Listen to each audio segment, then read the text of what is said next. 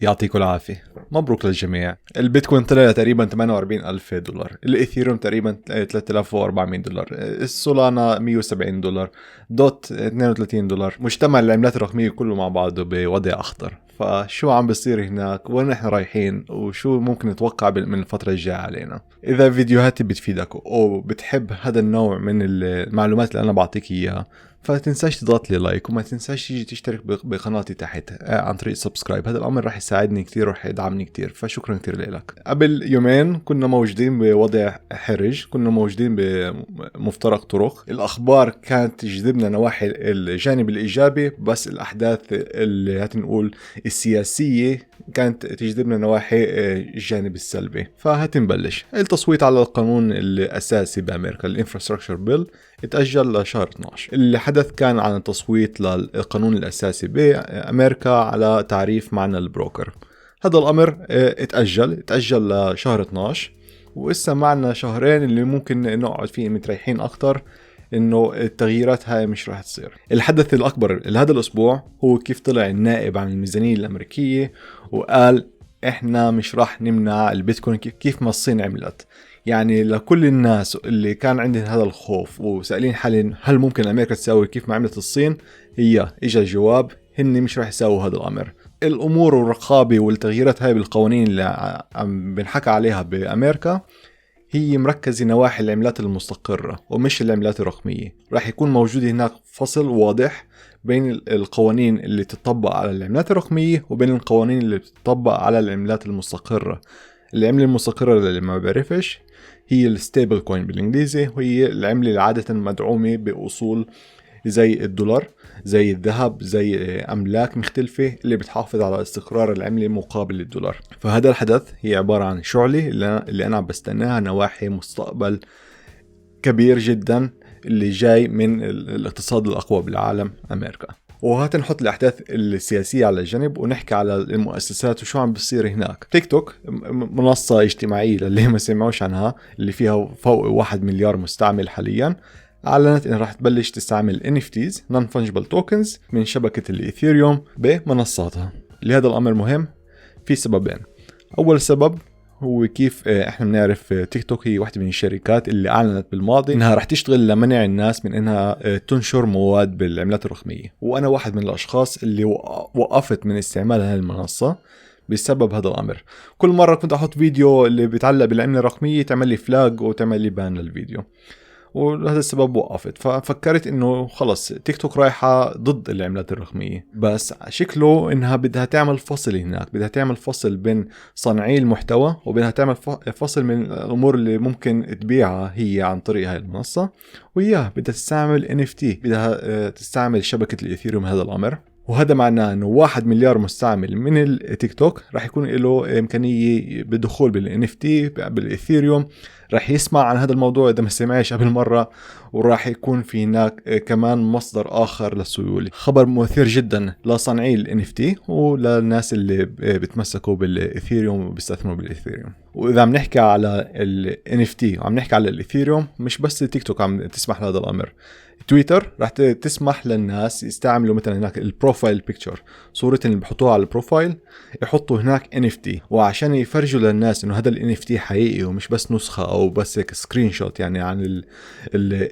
عن التحف المختلفة الفنية الموجودة بالسوق. راح تعمل هناك فحص بين التحفة وبين شبكة الإيثيريوم. فانت اذا معك NFT اللي هو على شكل صورة بدك تحطه بتويتر كواجهة لإلك، انت بتعطيه هناك عنوانك بالايثيريوم، وتويتر رح تعمل فحص للNFT هذا مع الايثيريوم عشان تتاكد من اصليه هذا الNFT.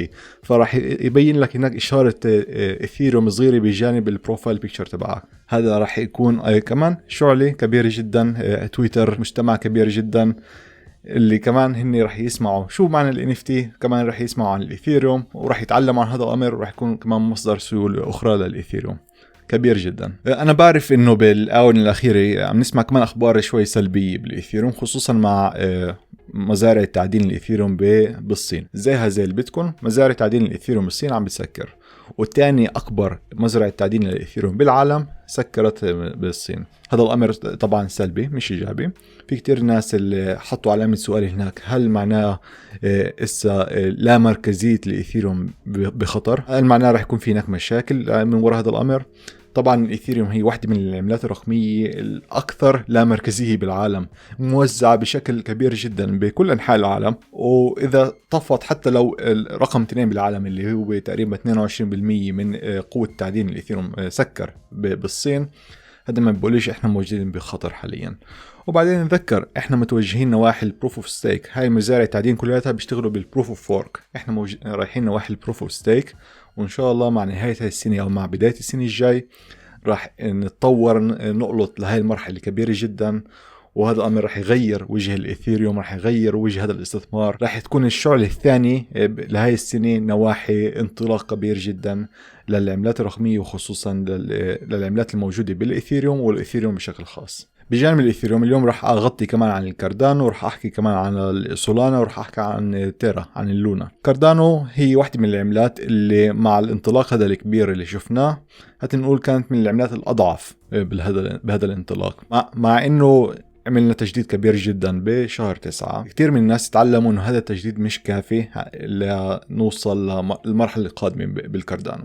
فالارتفاع الكبير اللي شفناه بأسعار الكاردانو وقف وقتها بشهر 9، وإسا عم بخف شوي شوي وعم بتريح. يعني في هناك نقول في استقرار للأسعار. الأمر هيك، أنت لما تحط تحديث على الشبكة هذا ما بيقولش إنه هذا تحديث مستعمل ومطبق بحياتنا اليومية. إسا بعد ما عملنا تحديث بالكاردانو، إسا فرصة اللي نقول المبرمجين والشركات اللي بدهم يشتغلوا من فوق بلوكشين الكاردانو يطوروا عقود ذكية، يطوروا تطبيقات شو هي الحلول اللي بدهم يجيبوها عن طريق شبكة الكاردانو، عن طريق العقود الذكية بالكاردانو، ويفرجوا للناس ولمجتمع المستثمرين انه احنا موجودين بوضع جيد جدا وبيستحق نحط سيولة اكبر ومصاري اكتر بالكاردانو. فلهذا السبب ما شفناش انطلاق كبير جدا بالاسعار بالكاردانو مقارنة مع الانطلاق باسعار العملات الاخرى الكبيرة اللي تقارن بالكاردانو. انا بشكل شخصي بطلع على امرين.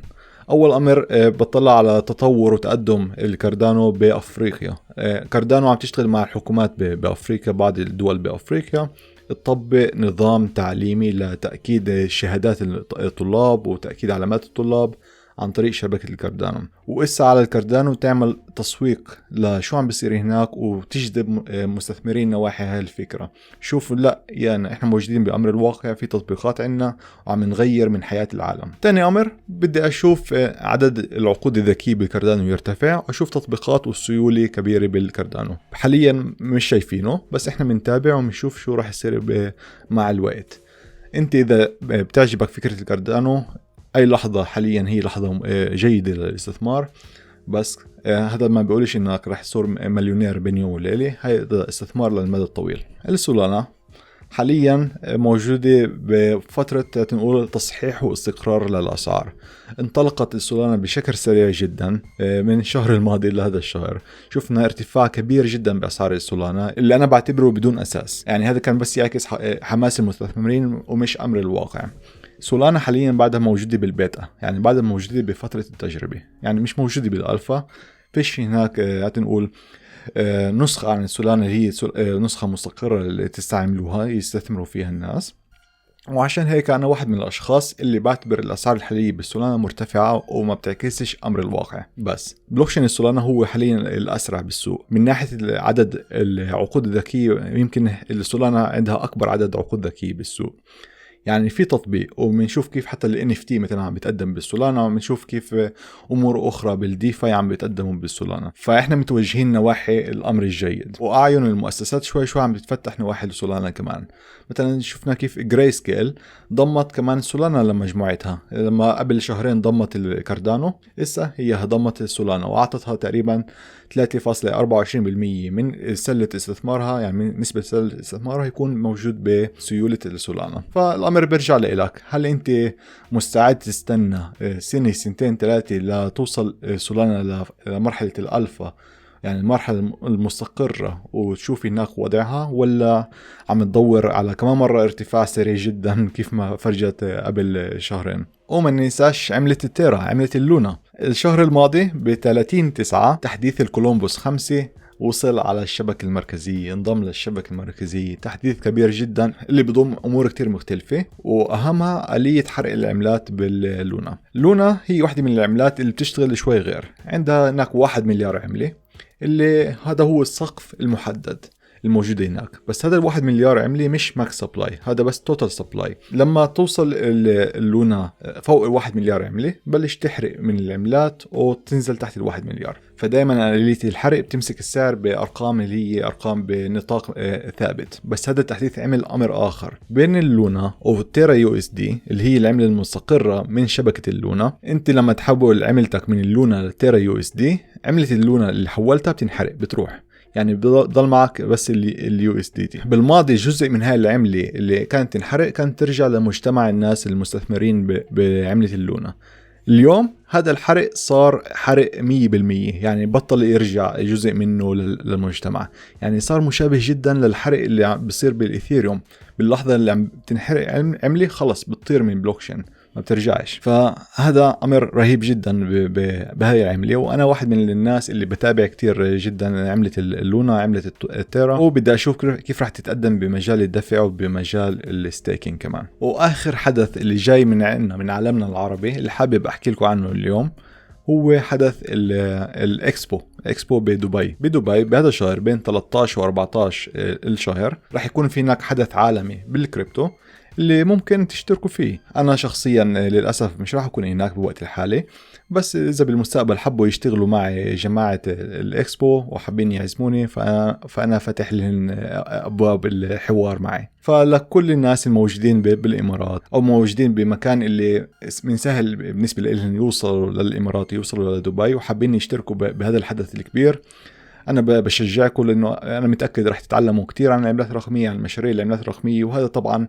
تشجيع لمجتمعنا العربي نواحي المجال هذا، مجال العملات الرقمية. هذا الحدث مش لازم يستهان فيه، حدث كبير جدا وفرصة تعليمية كبيرة جدا لكل الناس. وعشان أنهي هاي الفقرة، احنا موجودين حاليا بوضع جيد جدا، تقدمنا نواحي اسعار جيدة جدا، بس ما تنساش انه احنا بعدنا موجودين بفترة اللي هي بعدنا عم نجرب الحدود.